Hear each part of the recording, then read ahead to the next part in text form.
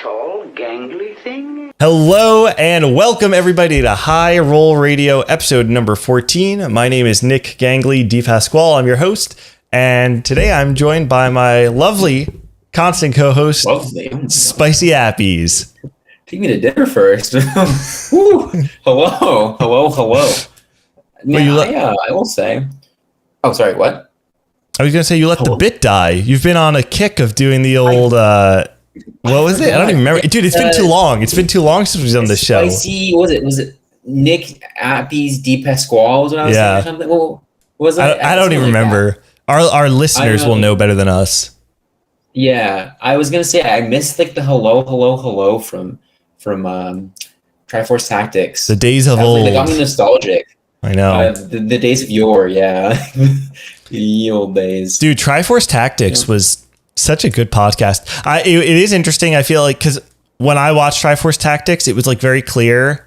I don't know if we like talked about this. We might have, but like it was very clear when you watched it that you were like kind of the one keeping the ship together. Like it felt a little bit more like you were like, you know, coming up with all the things to talk about, or you were like steering conversation and things. And like I imagine actually is a little bit different where now you're like the co-host, right? You don't have to do as much of the prep work. Yeah, well, I don't think I can't really take a lot of credit for the prep work because I think like Mateo and Riley did, and Kevin as well just did a lot of the prep work.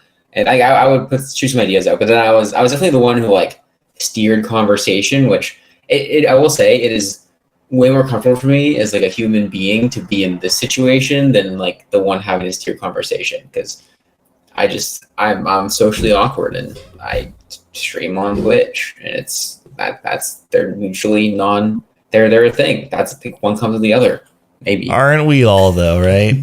Aren't we all? Well, anyway, real quick, before we get too far, I want to talk just a little bit, give it the format of the show for anyone who's watching. Man, it's been so long since we've done this. It feels like a little weird actually, but this is a live TFT call-in show where you, the viewer, are just as much a part of the show as we are. And what I mean by that is that if you actually have something you want to talk about, you can call in live on the show. All you have to do is go in the Twitch chat right now, put !Discord in the chat. I'll actually put that command in there right now.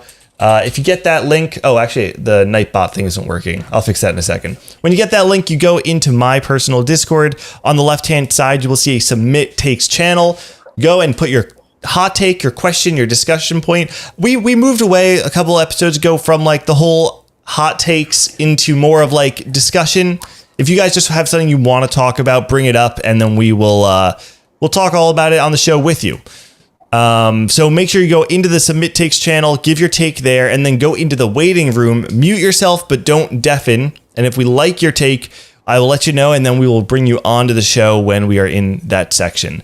Yes. So I will fix the Nightbot thing, but real quick, Appies, why don't you just talk a little bit about what you've been doing outside of TFT recently? How was your weekend? You've been watching any like movies or TV or anything? Dude, I've been doing everything. We're going to talk about like all of set 9 so far and like what's been going on and stuff. But I will say a lot of that for me has just been touching grass. I've been going outside. I've been not meeting new people, but talking to people I know, which is good. That's a big good. Change of pace. I'm playing a lot of Magic. The Lord of the Rings set came out the other week. Oh my God. Oh, I played some Magic the Gathering set. I played some Commander recently, actually. Wait, did you actually? Yeah. It was at my. I'm bringing a deck to TC4. I'm down. I suck at Magic though. I don't actually know exactly what's going on. I have this deck. I didn't even play with him. I was at my friend's house and he had a deck because he had just bought up and stuff for the Lord of the Rings. But the deck I have is one of the pre-con Commander decks. It's a white one. I don't know if that means anything to you, but like. I get to make a bunch of birds. No, it's not Lord of the Rings. This is an older one. I get to make a bunch of birds. I have this card where I can summon Pegasi for every life point that I have. So my dream is to try and summon 40 Pegasi. And I did it one time, and then someone just board wiped it instantly. Oh, that's a Commander classic. Wait, that's awesome. Okay, wait. I'm going to drag you into playing some at TC4, which, you know, the date is undisclosed. Surely. Undisclosed, yes. We'll talk a little bit about TC4 a little bit later. Actually, I guess there's not really too much to talk about because we haven't made any official announcements. What we can say is that it is happening, and it's gonna be sick. How sick is yet to be decided, but it'll be sick. Super sick. That I promise. Yeah. You know what I just watched actually. Just because you were saying, I know have seen. You told me earlier that you like went to the movies and stuff. I just watched the Mario Brothers movie for the first time. Oh, that was in theaters. It was really fun. I was with my brother-in-law and he wanted to watch it. And on Amazon Prime, if you don't do like the 2-day shipping, you get like $1 credit and they stack. So we had like a ton of credit. So we just like bought it on Amazon Prime. It was like $10 because we had the credits or whatever. So now I own the Mario Brothers movie if anyone wants to watch it. But I can't believe it's already viable. I know, right? That was surprising. It just came out. What the heck? I thought it was like still in theaters. So then he was like, "Do you want to watch it?" Yeah. And I thought he meant like, "Do you want to go to the movies?" No, it was fun. Did you watch it? I did. I went with Miss Appy's and her younger sister, and I came out like, hell yeah, Mario movie. Miss Appy was like, okay, Mario movie. And her sister was like, that sucked. So it was a whole range of emotion. I mean, the thing is like high school. I mean, that's the reaction. Yeah, I think it matters a little bit. Like, what are you watching that for? Like, I'm watching that to watch a movie about Mario. Like, I don't really care about much else outside of that, you know, like I just want to see the references and the Easter eggs, and I want to see. I'm just there for the Diddy Kong cameo. Everything else.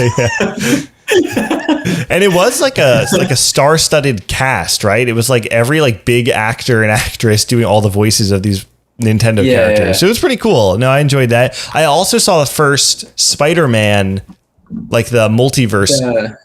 Wait, like the Tom Holland ones or the no, the animated ones. You know what I'm talking about? Okay. Yeah, the Spider-Verse ones, right? The Spider-Verse ones. Yeah, I just saw the first one. The first one, not the second one. Not the second one. The first one's on Netflix. And Jess, my wife, and I, we wanted to go to the movies, and she was like, "I don't think I'm gonna like that movie. Like, I'm not really like into cartoons. Like, I don't want to watch a lot of animated stuff."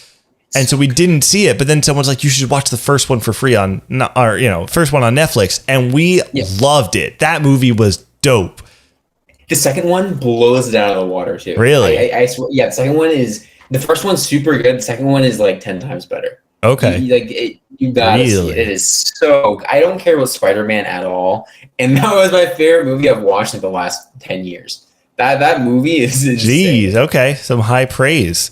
No ad. Considering you watched the Genesis doc that I made, right? Or the Soju doc, which I imagine. I mean, that's not a movie, that's art. Oh, okay. That makes sense. That makes sense. Yes. Higher level. All right. Anyway, we've talked a little bit about what we've been doing. Let's get into kind of, I guess, the news of what's been going on TFT. The main thing is, since we last had our episode of our last episode of High Roll Radio, Set 9 is officially out now. Yes. So that's been. Yeah. I mean, it's pretty big news. It's been going. There's been like a lot of.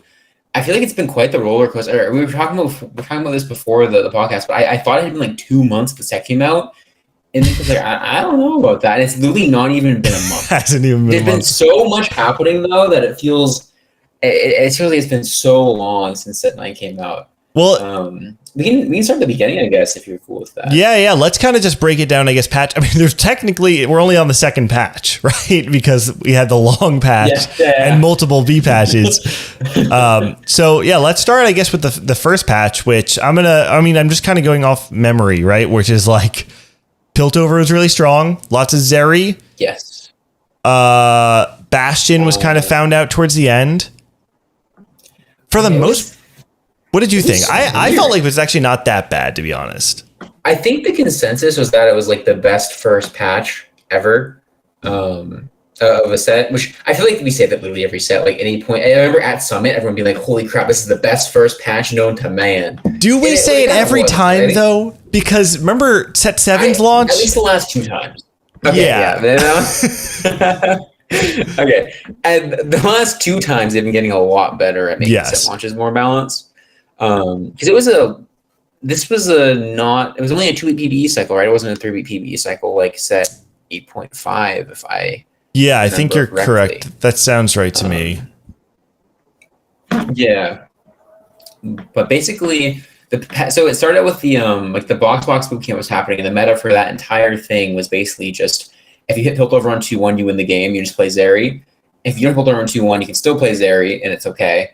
You can play Noxus. You can play like Yasuo, Kaisa stuff. You can play Void. Like, you can play pretty much everything. Like it wasn't super balanced in that. Like, yeah, you don't click Azir. That was like the only thing. So broken. Like it was. I remember Azir not being super viable until the end of it. Actually, right? Was it? Lux came up towards the end of it. Did people figure out the Azir Lux thing at the end of that patch? Because I just remember it starting with the next patch. I thought it was right before because at the end of the patch, people discovered Kayle Bastion, and I'm pretty sure that was like Azir became popular like right before Kayle Bastion became popular, and it got overshadowed at the end of the last patch because like literally 2 days before the patch ended, like double Rage Blade backliner plus Bastion with 3 lockets was discovered. And that was like everywhere for 2 days. It was the most obnoxious 2 days of my life. Yeah, that was pretty rough. That was pretty rough at first. I will say, kind of just talking about like the whole, because I see Jake in chat saying Azir got good at the end once people dropped vertical Shurima. I think Shurima is actually a pretty interesting trait that they brought into the set, only because it's one of those traits that I think makes a lot of sense when you kind of stop to think about how it works. But it is kind of funny, like having seen how it all functions now, that like people were trying to play like 5 Shurima on 7, or like just like random things that like really don't work with how we're playing it right now. And I think a large part of that too, with like people kind of figuring out like that Shurima spat was like such a bait for like the majority of positions. It is pretty cool. Like I think even within patches, I think people have actually found there's been a lot of growth within an individual path where a patch where people are learning optimizations that do shift the meta, which I think is actually kind of it brings us to like where we were literally yesterday. But I before we talk about like the Ezreal patch and like the really narrow lines and all that, we have to talk about the small itty bitty patch that existed for about a day and a half, which was the Draven patch. Oh, I forgot about that. Yeah, that's right. God, I literally put that out of my mind. What the hell? I do not think there has ever been a period of time in TFT that has felt as insane as the Draven patch. It was a fever dream. It was, so I had to qualify for, like, that was the beginning of, so the BoxBox Bootcamp ended as Draven patch became, like, that came online. And I had to get a lot of LP for the snapshot that weekend, and I played so many games in the Draven patch, and I think I just shed years of my life. Like actually, like a very tangible amount of my life was just shaved off by Draven. That was it was so fun unless you cared about climbing, and that was the least fun thing of all. Dude, I didn't think it was fun at all. I'm not gonna lie. Actually, I thought it was so bad. I thought it was so not fun. It's like, you know what it felt like? I went 7th with 1-3 twice. You know the villain in The Incredibles where he's like, he wants to make everybody a superhero, and he's like, and if everybody's super, then no one is. That's what it was. That was the Draven patch. Oh, it's so bad because it took the spectacle out of these really cool moments. That's how I felt. Like it actually just ruined 3-star forecasts because it wasn't even fun. It was expected that at least a handful of people are getting a few different 3-star forecasts on their board. Every single game, because people who don't know what the Draven patch was, good call. There was this interaction between all 3 Draven augments where you basically just have like hundreds of gold, basically more than you should have had over the course of the game. All right, so basically the first Draven augment would reward you for killing units. You get gold for killing units. Second one just gave you a bunch of money, and the third one gave you a bunch of free rerolls. And so what you do is everyone would take the first one. If you won the lottery by having a strong board on 2-1, you would just win the game pretty much for free because you just kill more units than everyone else and make more money than everyone else. And it also could drop like components in Nico's health. What's Nico's health called now? I don't even remember. Champion Duplicator. That's what it's called. Yes. Anyways, the Draven patch. It was just very degen. You did so much money, and you would just like you see people It was very, so the meta was to go 7 as literally on 3-2. You just be level 7, 0 gold to kill as many units as possible, make more money off of the Draven augment. And then you would just make all your money back from the 3-2 hero, or from the 3-2 augment. And then you would, I was a 3-2 hero augment. Oh God. And then on stage 4, everyone would just go 8 and then get a bunch of your rerolls, 2-star all their 4 costs, and then you just streak it out. And then you just start rolling for your 5 for your 3-star or 4 costs in the rest of the game. And if you played something uncontested, you just go for it. Which is how I went 7 with Gwen 3 twice, because I just hit on 1 HP and then I died to like Aphelios 3, Sedge 3, or like Larry 3, Urgot 3 twice. So gross. Yeah. And it was like people aren't even trying to make econ or anything in the early game. It's just like power leveling, because the idea is that you're making your econ back from Spoils of War instead. So yeah, definitely pretty degenerate. I don't know. Was it? Yeah, no, it's definitely degenerate. It's like degenerate in a different way though, right? It's like, it was the least TFT's ever been. I agree with that. That is a great description of the patch. Yeah, I was not a huge fan. And obviously neither was Riot. They patched it right away, about like a day and a half later, maybe 2 days later. They were on top of it, even going into their break. So shout out to all the devs for working hard on that, because I know that's the thing about TFT. It's like during that day, but they did not deserve it. They were on it so quickly. They always are too. They always are. And it's hard to know. Like TFT, there are so many variables all, interacting with each other at once. That's like the hard part. I've heard Mort talk about this. Like when you're talking about balance in League of Legends, it's like there are all these different champions, but there's only 10 at a time that are playing, right? Like same thing. Like you look at Smash, there's dozens and dozens of characters in Smash Ultimate, but only 2 playing at a time. But like with TFT, every single part of the game is interacting with each other all the time. And you have endless combinations of things that you just don't realize how they're going to affect each other. That. Yeah, that's crazy. That's crazy to think about compared to most games.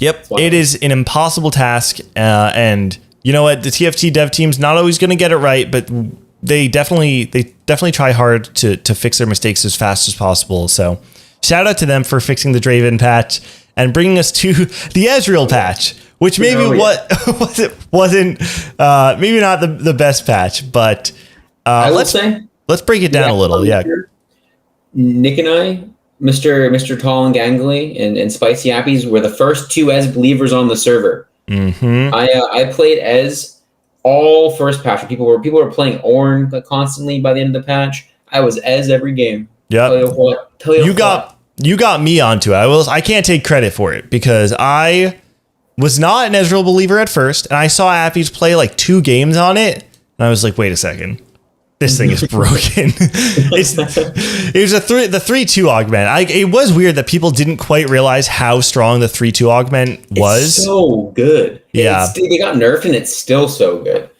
Like, spoiler, Ez got nerfed, and this patch people are moving off of Ez. I still think Ez is very good. His 3-2 augment, it now gives 10 gold, but it gave 15 gold in 2 components in the Reforger. Like, huh? Yeah. And then the Prismatic gave you 3 components, 18 gold, I think, and a lesser Nico. And a Nico. Yeah, it was pretty gross. Champion dupe. Yeah. It's just not a baby Nico. Not okay.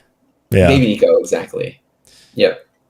Yeah, so let's talk about like the Ezreal patch kind of at length a little bit, because this is the patch that you climbed with for snapshots, and it's also the patch that you played on you played on for Freljord Cup. So yeah, just to give like a short breakdown of like what this patch has been, if any of you played set 4 and remembered like the 4-1 lottery, it was kind of back to a certain extent. I mean, it was back. It was definitely the 4-1 lottery for at least like the majority of the patch. It has felt like the 4-1 lottery where everyone is trying to just fast 7, roll down on 7 for your 4-star your 4-cost carries. Largely, I think, because when they gutted Zeri, she became unplayable. Aphelios because he also got nerfed on top of Urgot, he became a lot harder to play unless you had like certain conditions. And so as far as 4-costs go, you were either looking to high roll hitting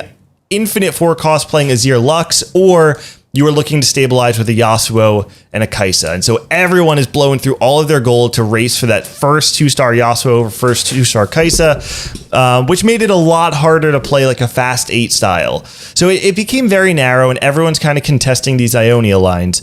Or at least that was the perception of it. So, I mean, I kind of want to leave, open it up to you, Appies, to see like what your thoughts on the patch were. Yeah, the consensus was definitely that it was super narrow, right?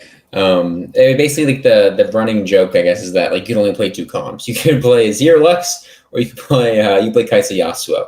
But there was like a lot of big shifts actually over the course of the patch. I think there were definitely a couple like really really strong things that people weren't open to as much as they should have been. Like Noxus, for example, was absolutely insane and still is.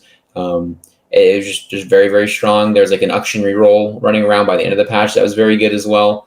There are definitely things you can play outside of the lottery, like the 4-1, like hitting Kai'Sa, hitting Yasuo, Zero Lux stuff. But for the most part, like that's like a lot of games boil down to that for most players, myself included. For like a lot of the start of the patch, I had a horrible time. I mean, I was running it down like crazy. I was spending a lot of time trying to figure out how to not have to roll in 4-1. And it was so bad. Like before this, I'll tell you this. I don't know if I told you this. I think maybe I did. So I ran it down so hard, I almost didn't actually make it into the tournament at all. I did see that. What I do, normally what I do is I just like I almost always qualify for day 2, for the second weekend automatically, because I sweat a lot for that because it's very like stress free to just get the first weekend.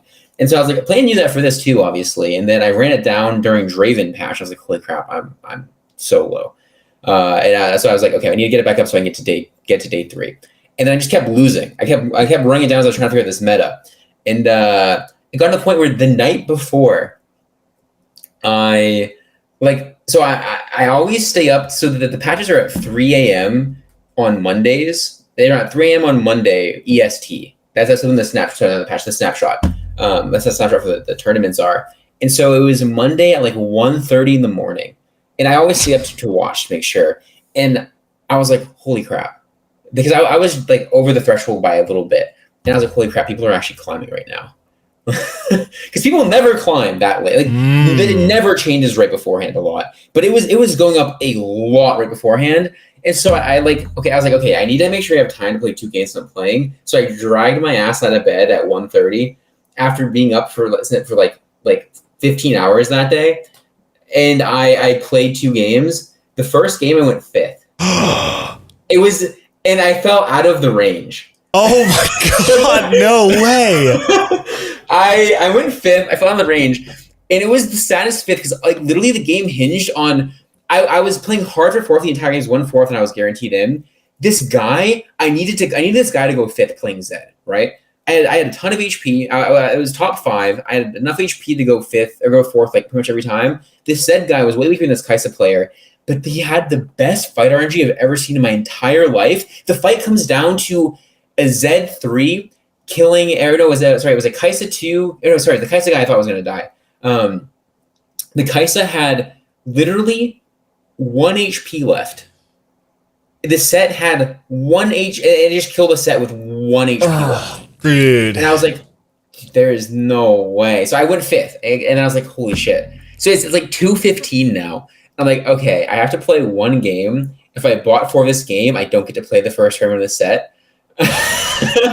And I told this story on stream, and literally over like the course of an entire game the day after. It was very epic. It was incredible storytelling.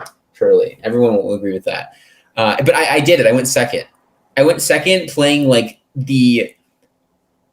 I clutched up basically. I was like, holy crap. This was the Tank Belveth thing? Is that what this is? Because yes. I came in at the end of your Tank Belveth story. Okay. Warmogs, Declaw, Belveth, and the music starts. It was such a scary. I have watched you play TFT quite a bit, mainly on streams. So I see what everybody else sees, and you are the kind of person that like you don't freak out when you lose. Like you hold it, you hold it together really well. But sometimes I mean, when you get upset, like you never get upset like some other people get upset. You know what I mean? Like there are some people in the scene that like are screaming and slamming their keyboard and like, you know, just flaming everyone in the lobby. Can you like, I'm just trying to imagine myself getting 5th in that game. I would have lost my mind. Like I would have freaked out. Did you actually like, just because I never see you really that upset? Like what was it like? No, I was too tired. I think I did go. I think I just like dropped an F-bomb like out loud like 2 o'clock in the morning. But it wasn't like I didn't like. I kept it together I got it together again pretty quickly. Like I had like 30 seconds of like, oh god, like it's so doomed. Like I'm right. Like, well, because it is a big deal. It's not like let's not diminish this. Like if you miss the first weekend or the first tournament of the set, it makes it's so much harder to get to regionals. It like kills your chances. Yeah, and like that also just correlates very directly to like how well your stream is doing and how much money I'm. You know, it was like it's a lot of pressure for one game. No, like, it is. That one game like decides a lot about my that one game decided a lot about my future with TFT, right? And like the rest of the set, and it was terrifying. But I loaded up, and I will say I am not a very clutch person. I am really like, in life. I feel like I'm not a very clutch person in life. I'm a choker too. TFT, yeah, we're born to choke. Call me. Who does Mango always say is a choker?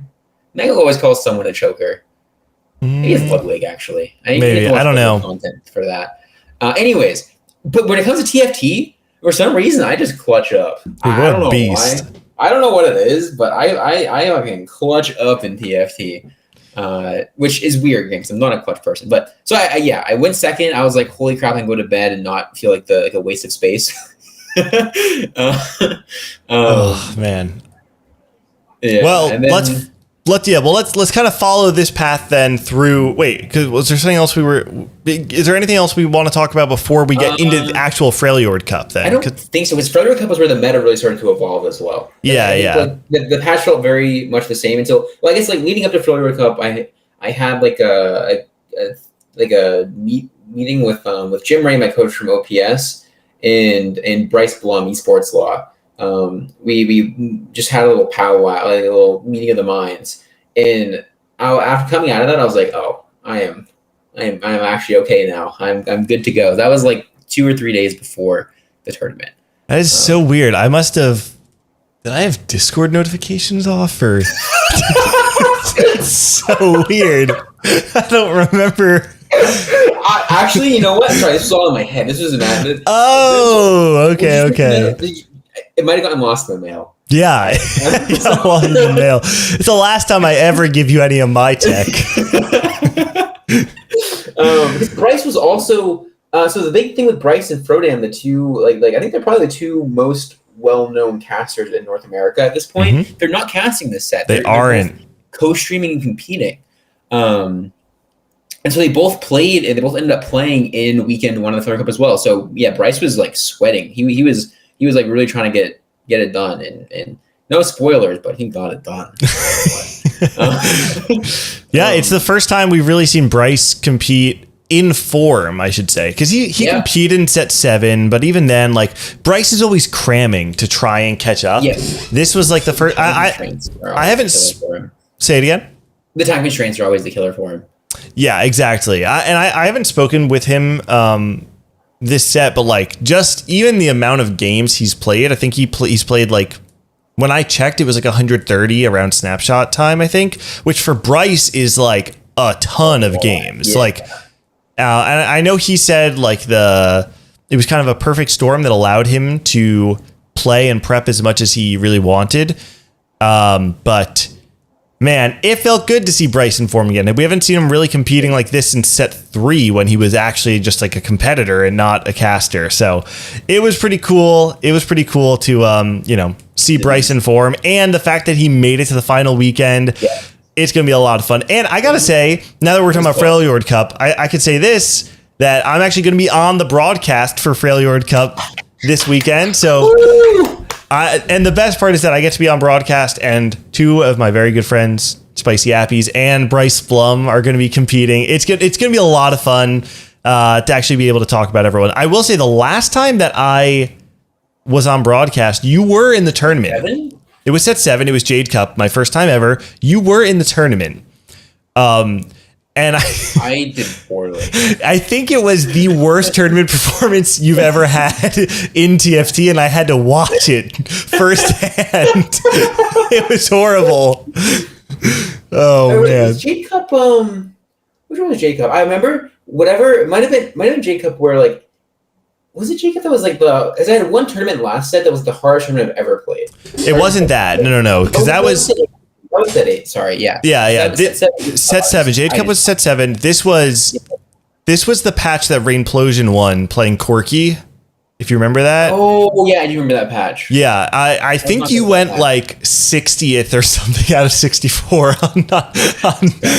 It was not great. But you know what? This weekend, everything's gonna change. You and Bryce are both making day 4. It's gonna be sick. You and Bryce heads up for top 2. Oh yeah. Can you imagine though if like you and Bryce actually pop off and like I hope so. Get top 8? That would be sick. I believe. I will say, that, like, I guess I can't talk for Bryce, but I'm feeling good. And I'm also feeling like I talked about this. I think like a big thing I talk about a lot in like any space is like how I feel about my relationship with TFT and whether it's like doing well or like it's healthy or like unhealthy. I think it was really unhealthy during that game where I had to go first or be out of the tournament. But in general, I feel like it's been so good. Like I feel like I've found a way to like really figure out how to like, you know, when you don't watch anime. Nope. Except for ping pong. Never mind. Oh, is it from the Naruto up to the tuning exams? Mr. Melee over. Is it when Rock Lee drops the training weights? Basically, but no, not at all. Okay. I don't know. I feel like I've been able to like become one with that sounds really weird. Become one with TFT. Anyways, I feel like I've been able to like put TFT in a really healthy place in my life while also thinking about it all the time. You were talking about before the podcast about how like you were in a spot where like, you're thinking about TFT all the time, and so you're trying to cut that back a bit. Mm-hmm. Where I feel like because I kind of have to think about TFT all the time to like stay relevant. Sure. And I feel like I've finally figured out how exactly to do that. I think like the end of last set, I figured out how to do that, and I've like implemented it really well now. So I think, no matter how, basically what I'm trying to say is no matter how it goes this weekend, I think I'll be fine. But I think I'm like peak form and like mental wise and play wise. So I'm excited. And I think Bryce is looking good too. Let's talk about the first weekend, because I also feel like this past weekend, I said this before the podcast too. This is why we need to stop talking before the show. We lose all the best stuff. But this is the first time I felt like you played like you since literally set 6. For anyone who didn't, well, actually, you should talk about your games. Don't let me recap them. But you had some really, really cool games this weekend. I feel like you should probably talk a little bit about what your weekend looked like. Yes, I think we can put it in perspective of like the meta changing, right? Because I think the meta going into this tournament it looked very, very one note. And then I think as the tournament, at least this is my experience with it, I think it was experience for a lot of people, is that like the meta kind of evolved through the tournament, so that there were like a lot of edges to be found. So for example, I played 10.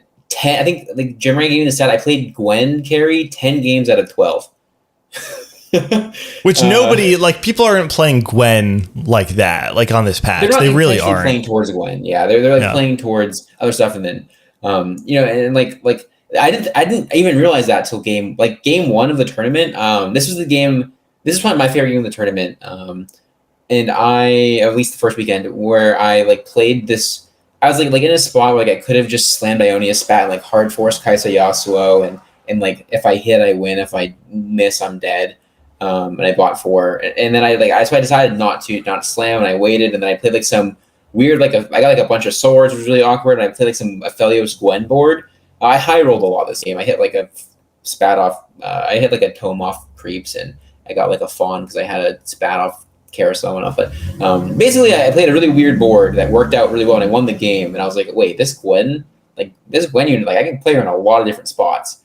And it kind of clicked that like I could just make boards this patch that I didn't think I could make. And then like there was, I don't think I had like I had definitely had some really high roll games this tournament. Like I think that was one of them. I think game 2 was really high roll. And I think like the last 2 games of the final day were pretty high roll. But I feel like outside of those games, my games were relatively low roll outside of maybe like one game. Like honestly, like relatively low rolls, like pretty low roll. And I was able to just find spots out because I was just willing to play around things that people weren't really playing around, which I guess is like the return to form thing. But people, and that's where people would find their edges, right? Like I think Bryce was doing a very similar thing, just like finding these outs that people weren't thinking of. I didn't watch too much of like Emily Wang, who won the first weekend, or some of the players who did really well as well. But I think that was like the general consensus going in was that it was like super one note, and it was going to be like a lot, like 4-1 lottery. If you miss, you're dead. And then coming out, at least how I felt, was like, holy crap! Like this was like way more open than I thought, and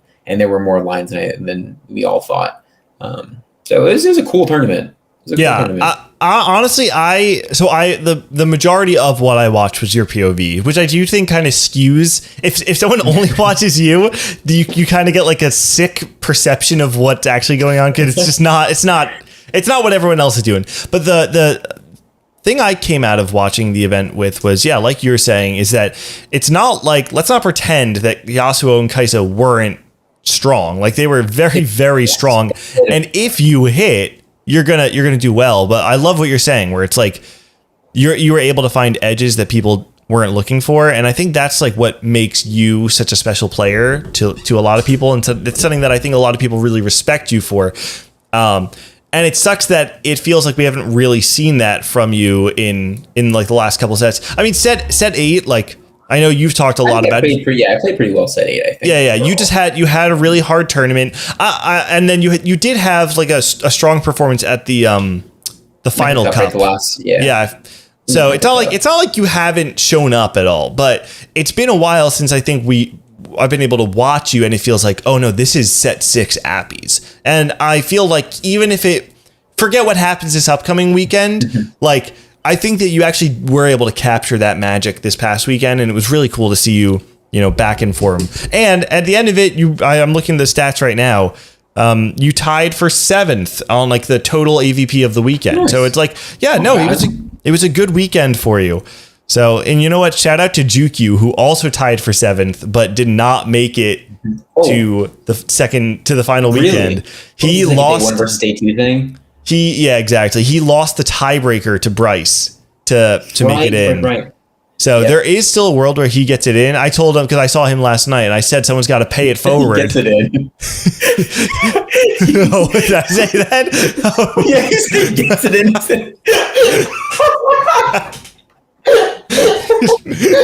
I shouldn't have pointed that out. No, you shouldn't have pointed that out. You definitely shouldn't have pointed that out. Sorry. Anyway, I said that I hope someone pays it forward. Someone owes him for him giving up his mid-set finale spot. So I think it's JD Zelinsky is number 1 on the wait list, and then Jukyu's after him. So fingers. Well, I don't want to say fingers crossed, because obviously you don't want anyone to lose their spot, but if GQ makes it in, it feels bad to be 7th overall on AVP and not place in the top 32 on the weekend. That is a shame. That's like echoes of like Kevin in set 4. Or set 5. Set 6. Was it set 6? Yeah, it was Zon Cup, right? So oh, you're right. Yeah, it was Zon Cup. Yeah. Where it was he went like what 4-4. Like he went like 1-1, like 4-4. Insane. Yeah, something like that. It was nuts. Yeah. So gross. Yeah. It was a good weekend though. It was fun. It was really, really fun playing TFT, which was a nice change of pace from some other sets. So. Yeah, and so now the other thing is, we talked about the Ezreal patch last night. They came out with the C patch, which it's been a while. Like I can't think of like the last time there was a C patch. This doesn't happen that often, right? Last time it happened was like what, July 10th, 2023, I think. Okay.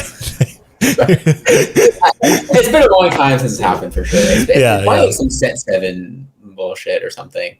And so now with the C patch, it was nerfed to Ezreal because everybody was playing Ezreal. Actually, I saw the stats, the legend stat of weekend 1, and there were 1,048 games of Ezreal, and in second place there were 48 games of Poro. Dude, okay, one of my lobbies was someone playing Poro in Glass Industries. They went eighth. So fastest eighth of their life. 7 people playing Ezreal. You couldn't risk it because you can't just randomly if you didn't play Ez and you got Glass Industries, you were going bot 2. Right. And if you go, if you just have to hope that you don't get Glass Industry, because the thing is, if you get one Glass Industries game while playing non-Ez, your tournament it hurts so bad, it gets hurt so much for very little reward because you're not playing a better legend than Ezreal. That's not a trade-off. You're playing a worse legend than Ezreal while also going 8th as soon as Glass Industries comes up, because every Ezreal player sitting on it just praying that someone. In my lobby, I wasn't sitting on it at first. I was sitting on it. The other one was someone else. Was like, wait, this guy's totally not playing Ezreal if he's not sitting on Glass Industries. So I just moved over to Glass Industries. Ah. Well, you know what? Shout out to the one Veigar player and the one Bard player who both went bot 4 in their game. Yeah. The Veigar player went 7th and the Bard player went 5th. But you know what? Shout out to them for trying. Didn't TK do well, actually? I thought I saw 2 TK players went Yeah, there were 4 TK games with an AVP of 2.25, 50% all top 4s, and 50% win rate. Woo! Yeah. Data says everyone should be playing TK. A big sample size on that one. Mm-hmm. Yeah, definitely a true stat. But yeah, you know what? I felt like overall, I felt like the first weekend of Freljord Cup was significantly better than what I think people thought it would be when the patch started. You know what I mean? Which brings us to something we've talked about so many times, which is the length of patches not allowing for innovation, and everybody just copies what everybody else is doing. And whenever we have these long patches, I do feel like by the end, they become significantly less degen than at the start, right? Yeah, that 3-week patch or that month-long patch where it was the Jax whatever into the Jax Yumi patch. Mm-hmm. Set 8, right? That one. Yeah, that was the best I've ever been at TFT after 4 weeks. That patch was when it settled, it was so good. And honestly, I think last patch also just settled really well.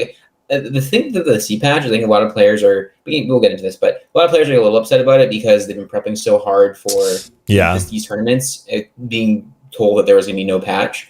There's reasons to have to patch, right? Because there's a set bug that people were abusing. We won't get into because they're just looking for attention. But but yeah, they ended up doing a lot of balance changes with it as well. Right? Ez got nerfed, Kai'Sa and Lux both got nerfed, and so because of that, the meta has shifted quite a bit after the C patch, and now it's a little you got to learn the game again. Did the Lux nerf surprise you at all? The Lux one actually surprised me, to be honest. I don't think it was too surprising. I think it did 2 things. One, it made blue buff slummable because now blue buff is better than Shojin on Lux. Yeah. And the second thing is that I think if you nerf Kai'Sa and you don't nerf Lux, then Azir Lux just goes crazy this patch. Just goes and I don't think you nerf Azir because Azir is a bad unit. Even on his own board, he's a bad unit.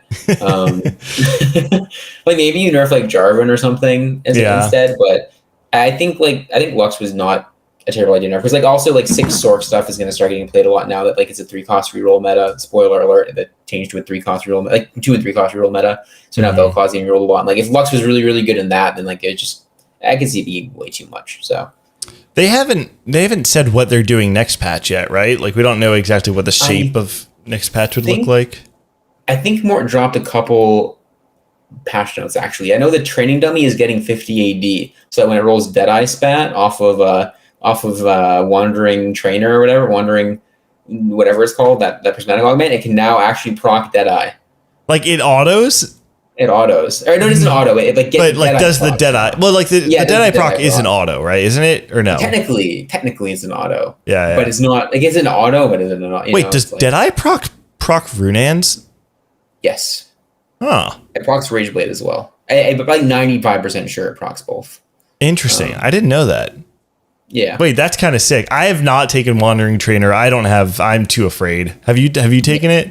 I think they might have changed it as well in this patch and made it. I've never taken it, but I'm pretty sure they made it roll better in the C patch. If I'm not mistaken, either that or is in. Like I think they made it so that the spats roll better.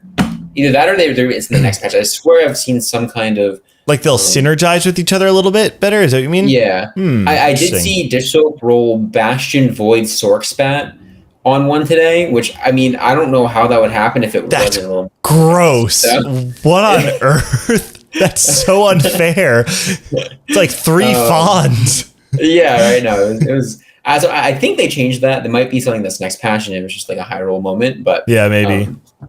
Yeah, no, it was a big C patch. It was actually like it was very meaningful. The meta has shifted completely in the last couple of days.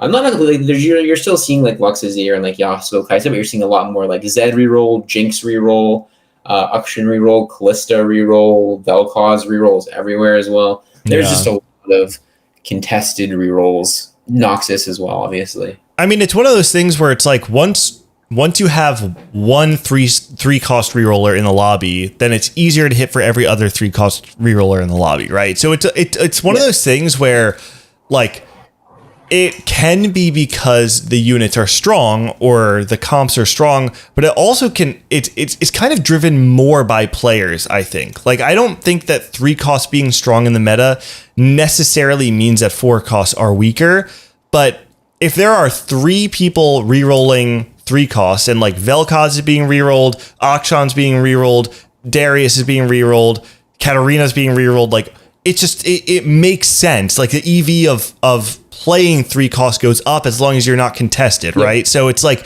it's one of those interesting meta things where it doesn't actually indicate a balance issue.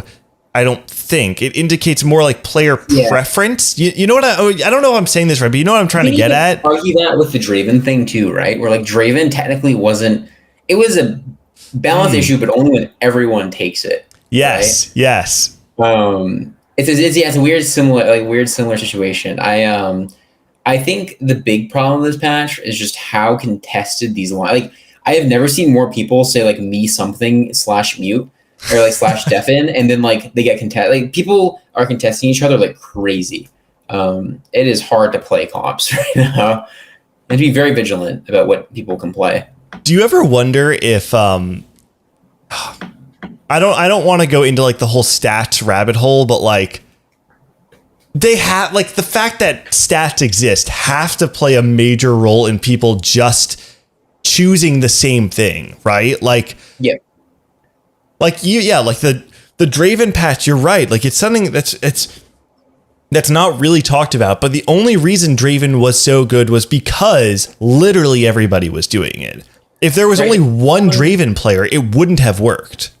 If there were certain people in the lobby just went TK and open forward, that Draven player would go fast 8th. Right. If they just wouldn't, like just say no one played units in this universe, right? The Draven player gets no value, just dies. And let's say everyone's playing, people in the lobby are playing like Ezreal and getting a lot of board strength immediately off of items and just like getting super strong. Draven can't just donkey roll, like go 7 on 3-2 and just win fights and get money because they're just weaker. They don't have combat augments. Yeah.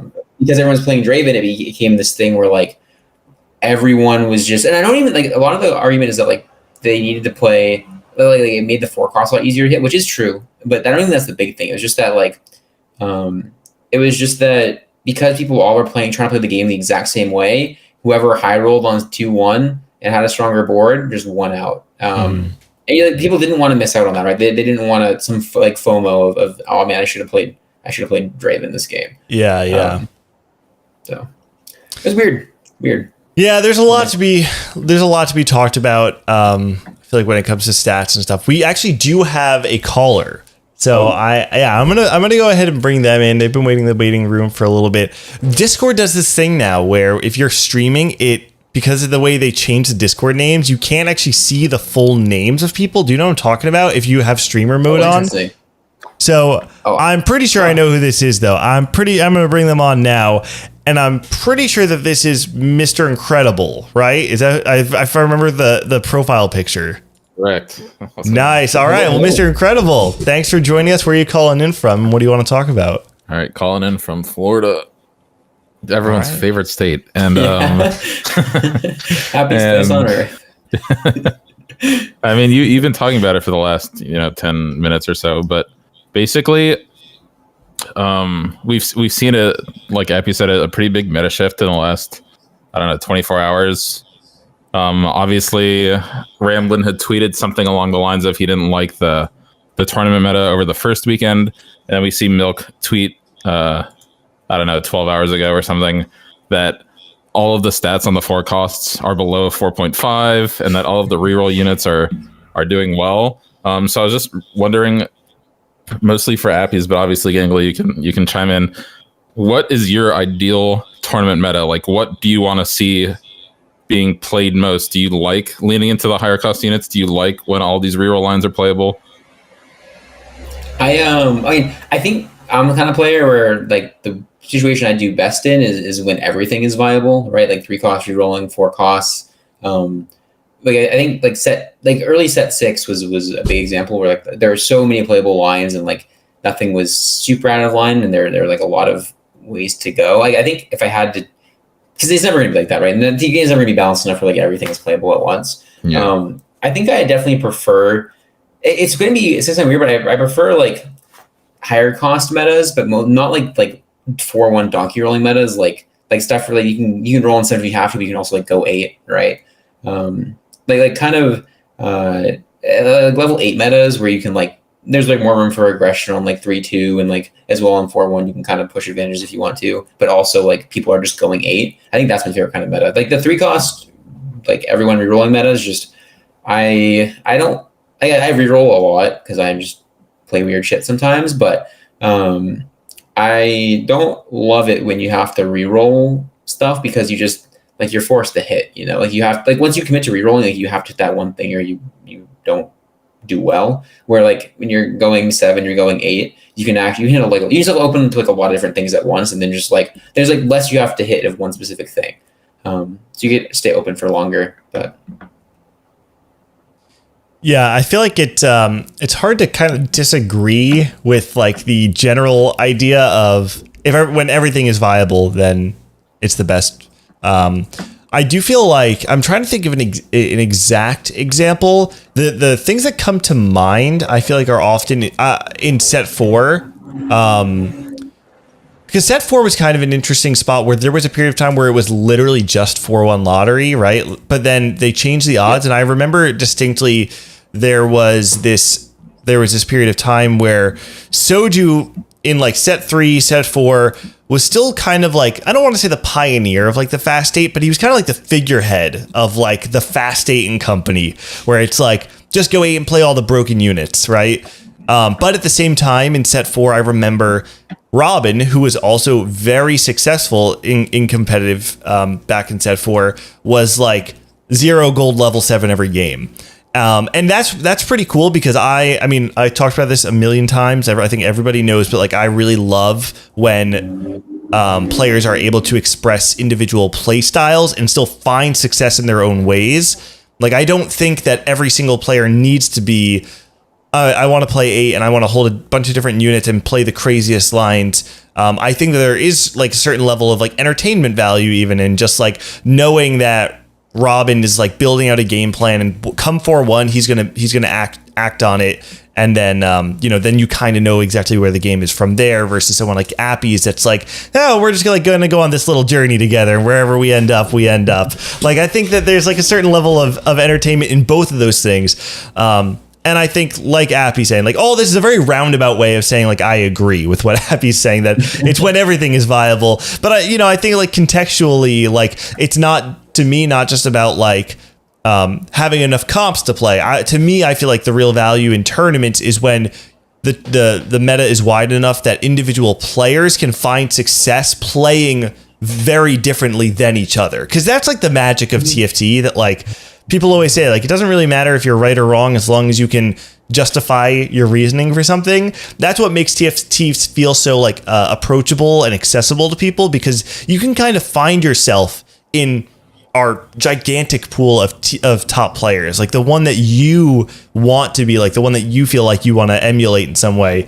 And in metas where like everyone's just rolling on 4-1 to hit whatever they're going to hit, it does feel like we lose a little bit of magic. So even though this meta ended up being less narrow than we originally thought, to me, the fact that like the lines might have opened up a little bit more by Freljord Cup is good, but the tempo was very narrow, if that makes sense. Like everybody had to play the same tempo. And to me, I actually feel like that is in a way just as bad as the lines themselves being narrow. Yeah. No, for sure. I'm curious, if you want to give your thoughts, Mr. Incredible. Yeah, I mean, I definitely, it's hard to, like you said, it's hard to disagree with being able to play more lines is bad. You know, like obviously you want to play as many lines as possible. I sort of enjoyed watching the meta.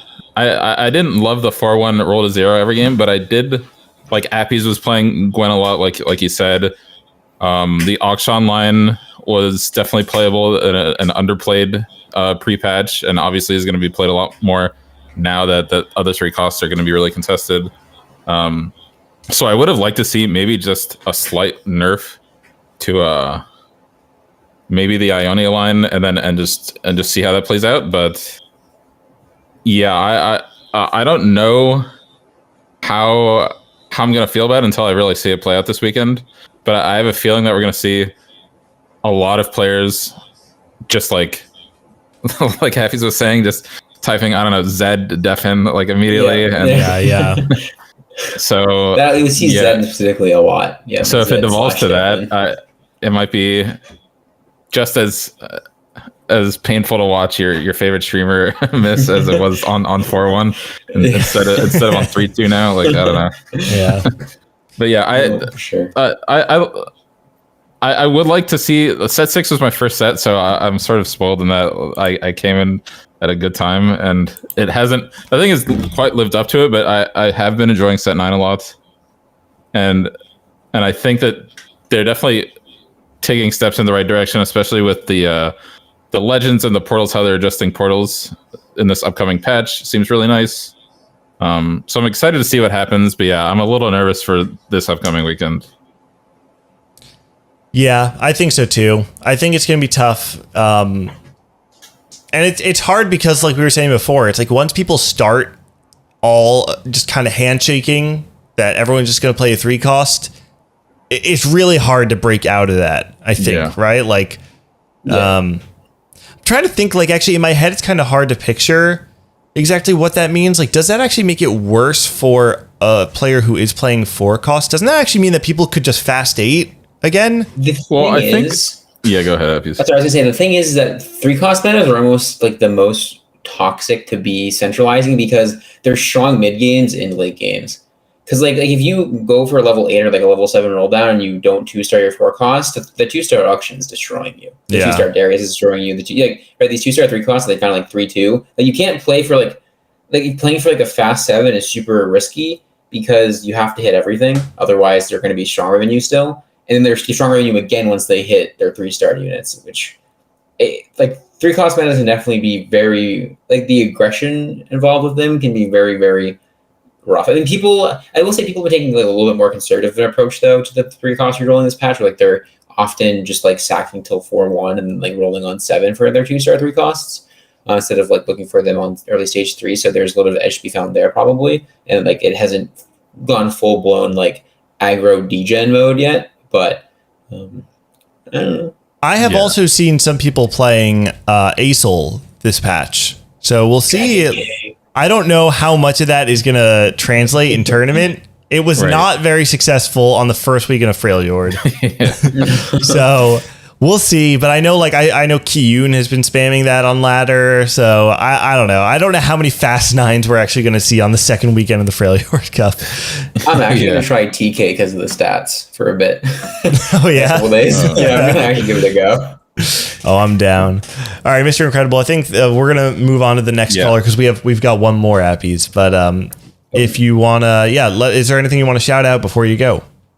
No, I mean, just shout out to Appies and Bryce for doing well weekend 1. I'm excited to see them play weekend 2.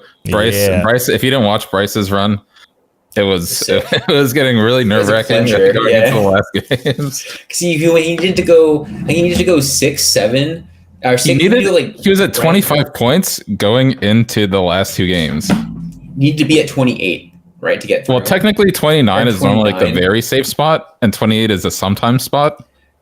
And he went 8-7, but he had the best tiebreakers out of all the people at 28. I came in at the last game, so I kind of missed the drama of the second to last into the last. But oh my goodness, I cannot even imagine how horrible that would feel. Yeah, they were sort of repeats of each other. He was playing pretty openly the whole weekend, and then he just was in good spots to play Yasuo early in the game. You know, like either he had like a +1 with upgraded Ionia units or whatever it might be, and then he just didn't hit on his initial roll downs and just bled out to 8th and 7th. So I don't think it was poorly played. I think it was just, you know, he ended up playing a line that if you miss, you're gonna do really badly, and he missed. But yeah, excited to see both of you play this weekend. Thank you. And hoping for the weekend winners to show up. Yeah, I'm here for it. All right, well, thanks for joining us. We'll catch you next time, Mr. Incredible. All right, thanks. See ya.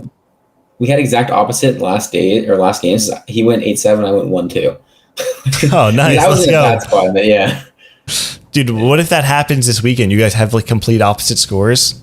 I know, but like he was going like 1-1 before that. I was going like 8-8 before that. So perfect. Yeah, lines up. All right, let's bring in our next caller. And Beppo is here. Beppo, where are you calling from? Oh, where I'm calling from? Yes. Washington State. Oh, nice. West Coast. Yeah. All right. Well, Beppo, first of all, it's a pleasure to actually speak with you. This is right? Yeah. this is pretty dope. Sorry to interrupt, but it's I've known Appies for a while, but I think it's the first time I've ever I don't think we've ever actually talked. Ah. Yeah. Oh, no. All right. Well, Beppo, what do you want to talk about? So the question I asked, it's kind of a general question, not related to the current meta, but just still TFT related. Is what is your definition of flex? Oh, that's a good question. That's a good ass question, Beppo. Sheesh. Yeah. I have a really good answer to this. Okay, go for it. You go for it. Yeah, I get this. This is like my go-to like speech and coaching when people really like to try to play flex. So flex is a buzzword, right? It's people toss around all the time in TFT, and like no one really knows what it means. I think the general consensus, if you were to like consolidate all these little ideas what flex is into one, generalization, it's like flex is playing anything from any spot, right? I think that's like the general player's idea of what flex is. But what flex actually is it's playing anything from the right spot. Oh my goodness! Yeah. It's not playing anything from any spot. It's playing anything from the right spot because and that's why like you can be a very flex player and be committed to a comp on 2-1.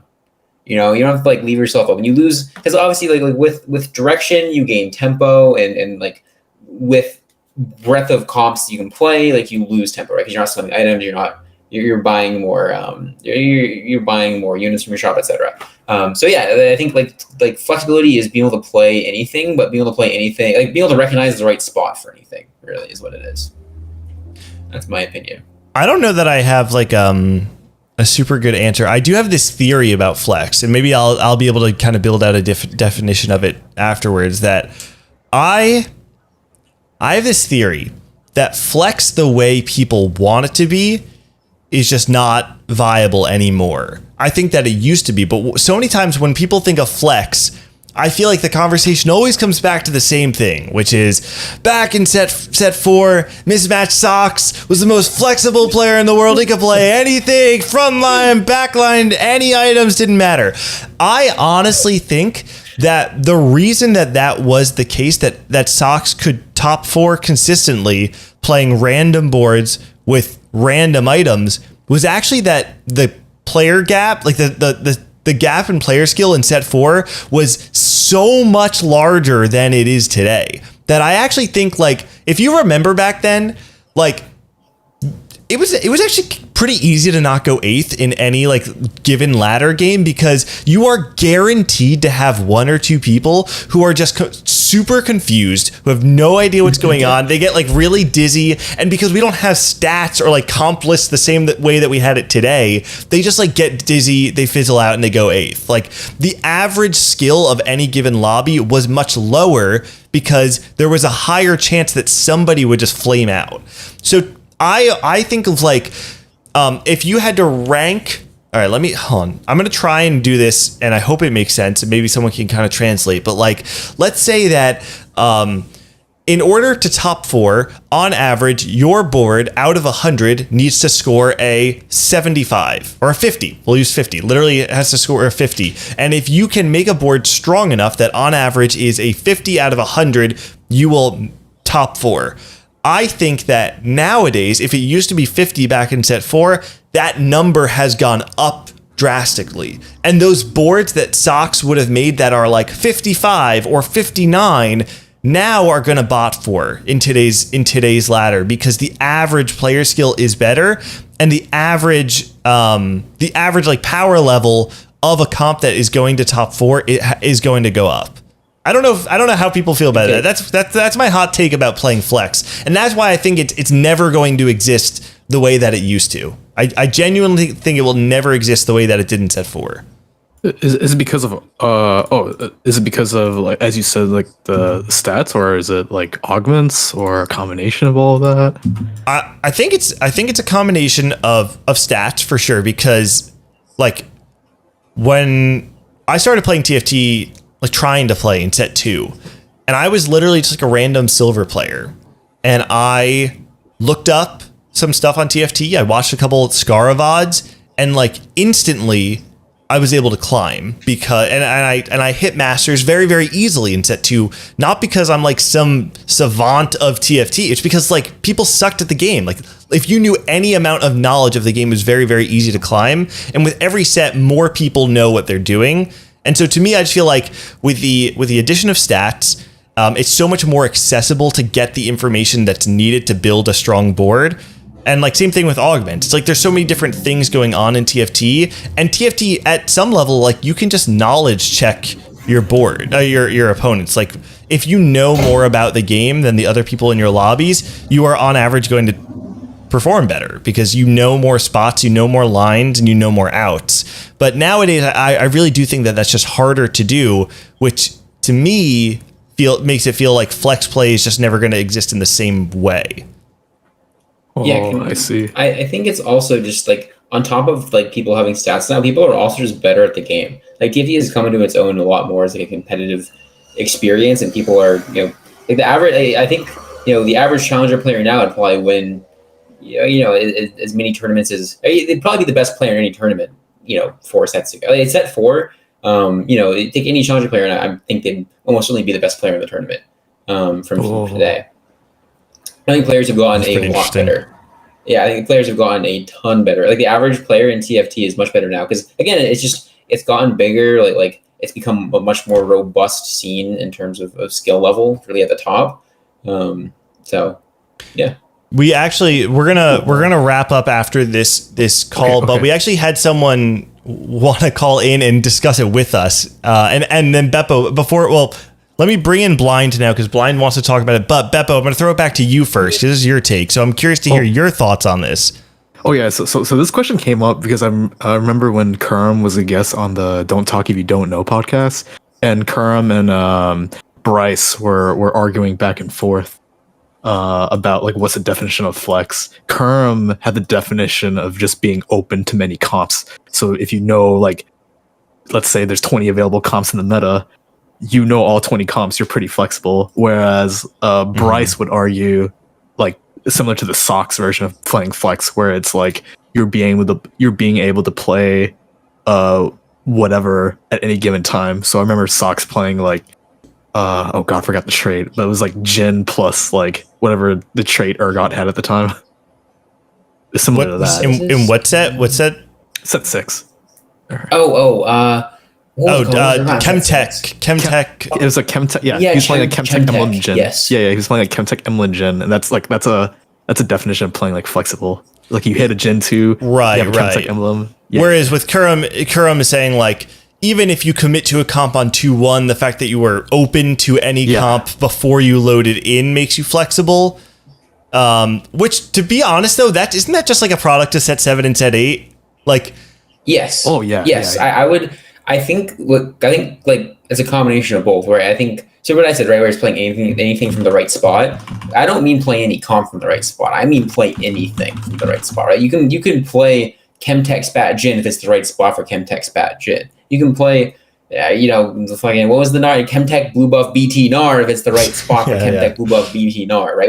The thing is that it's like almost never the right spot, and so a lot of flexibility is intuited spots, I think, and that's like why it's such an interesting concept, because it's like, I don't think you're flexible because you've studied a lot of the meta stuff, but I think a lot of flexibility comes from just understanding like unit strength and being able to like say, okay, and this might be the exact spot where I can play, 6 Void, 6 Yordle.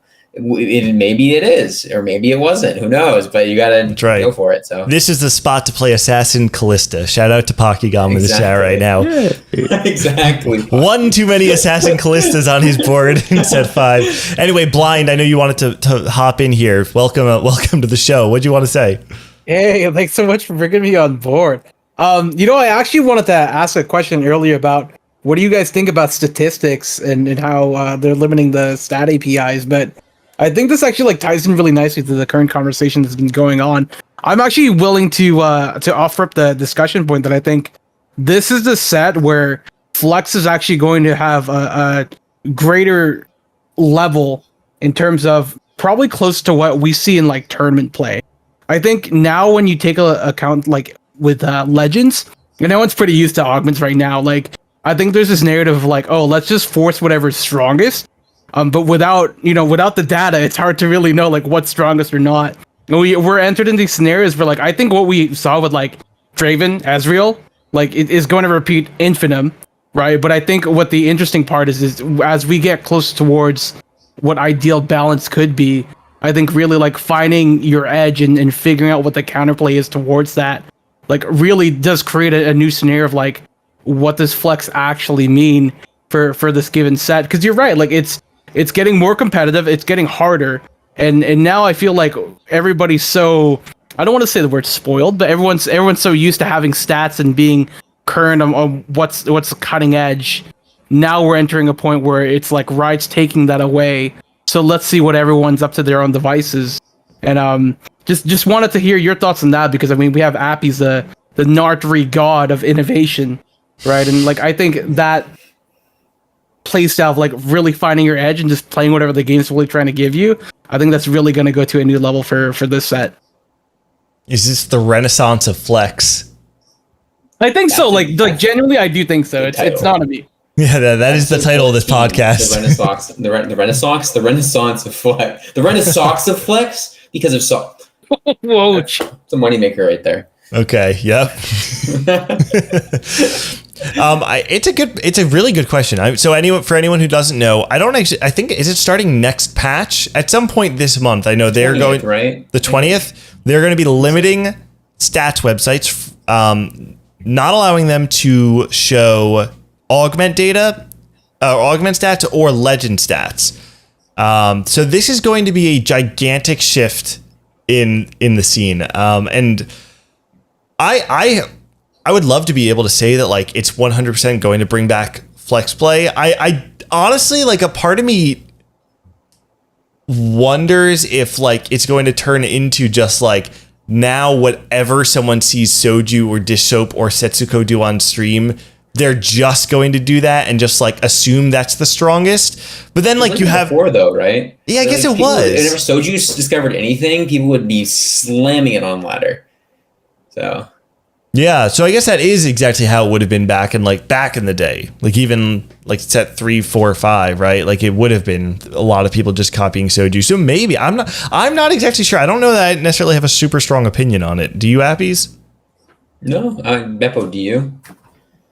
Not really. I mean, I'd say like, I think we're gonna see that on steroids because now it's like with a legend you can actually force, right? Like the whole like the whole TF meta, the whole Draven meta, like the ability to force in this set is so interesting, which also at the same time like increases the level of counterplay. Question mark. Like I think what was really interesting is the emergence of Dragon King Asoul in the midst of like the Draven patch, where players were like, I'm just not gonna let you kill any units, and I'm just gonna go on 7 and then roll down and beat you. Or lose to you. Or lose. Yeah, like it was kind of meme, right? But like as we get closer to what balanced homeostasis should be, in theory, right? Like, was that the correct play?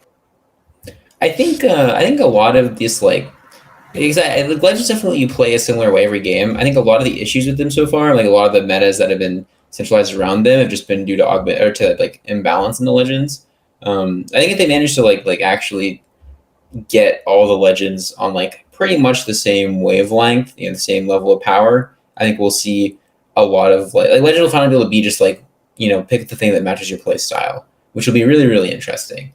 So.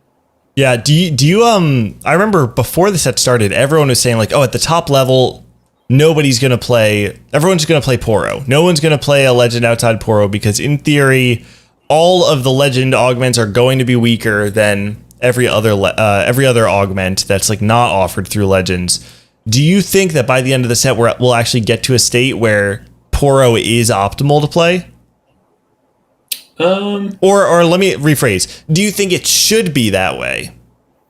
I think I don't think it'll ever be quite like that because I think players will always have personal preferences. I don't think, like, I know a lot of people have gone back to Poro this patch, but so like me, for example, I will probably keep playing Ez just because I like playing around resources the way Ez lets you play around resources, where even if it's like a little bit weaker, it still suits me slightly better as a player. And I think people will realize that, we're not robots. People can't play perfect games of TFT. And they're like in a perfect world, the decisions you make in TFT are not decided at all by personal preference, right? By comfort level or by anything to do with the person playing the game. It's just all by probability and by like, what is the optimal thing to do here? But we'll never get there. And it very much is still a part of the game. Like taking something because you're comfortable with it, because you play around those resources well, that is still very, very much a part of the game and will be a part of the game for its entire lifespan. And I think because of that, like Poro will never be it'll never be less optimal than other things, but it'll never be more optimal than other things either. Yep. Yeah, I think that's really well said. And I think honestly that's probably a good place to kind of wrap up this discussion. But Beppo and Blind, thank you both for calling in. We'll start Beppo first. Is there anything you want to shout out? Oh no. I'm just happy to be here. I'm just happy to be talking to both you, Gangly, and Appies at the same time. It's great. All right. Well, Beppo, thanks for calling in. We'll catch you next time. And then Blind, anything you want to shout out? Yeah, shout out to both of you for keeping this going strong. Shout out to randomly any TFT dev that's listening to this and working on the game. Facts. Yeah, like all the love. Like seriously, we need more positivity for the devs. Agreed. Huge agree. All right. Well, thanks for stopping in for a little bit, Blind. We'll catch you next time. Thanks for having me. Always a pleasure. Bye-bye. Yep. See ya.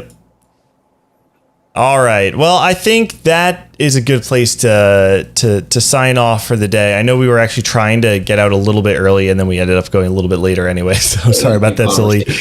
Oh, you're good. It was a good conversation. Yeah. It was a good one. It was a good one today. So thank you everyone for watching. We have, just to kind of round it out with what we got going on. So number 1, Freljord Cup coming up this weekend, Saturday and Sunday, 4 p.m. ET, 1 p.m. Pacific.